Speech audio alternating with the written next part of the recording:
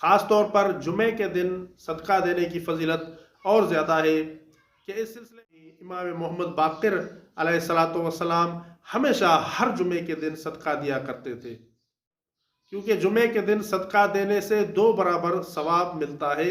इसलिए चाहे कम कीमत वाली ही चीज़ हो, आप उसे भी सदका दे सकते हैं। आऊज़ु बिल्लाहि मिनश शैतानिर रजीम, बिस्मिल्लाहिर रहमानिर रहीम, अल्लाहुम्मा सल्लि अला मुहम्मद व आले मुहम्मद। मोमिन किराम, अहादीस में सदका देने की बहुत ज़्यादा फजीलत बयान हुई है।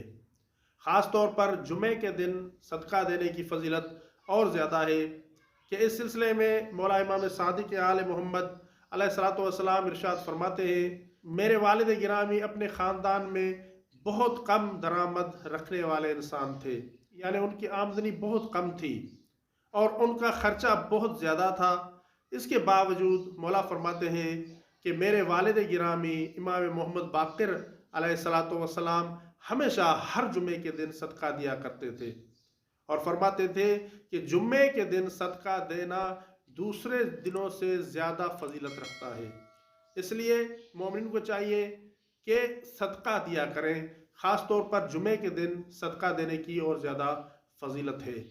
इसी तरह इमाम सादिक़ आले मोहम्मद अलैहिस्सलातु वस्सलाम से एक शख्स ने पूछा कि मौला मैं सदका देना चाहता हूँ, तो मौला सादिक़ आले मोहम्मद अलैहिस्सलातु वस्सलाम ने उससे फरमाया, अगर तुम सदका देना चाहते हो तो तुम्हें चाहिए कि जुम्मे के दिन सदका दिया करो, क्योंकि जुमे के दिन सदका देने से दो बराबर सवाब मिलता है। इसलिए मोमिन की जिम्मेदारी है कि वो जुमे के दिन ज़रूर सदका दिया करें। और सदका देने के लिए ये ज़रूरी नहीं है कि ज़्यादा चीज़ दी जाए, बल्कि जो चीज़ चाहे कम कीमत वाली ही चीज़ हो, आप उसे भी सदका दे सकते हैं।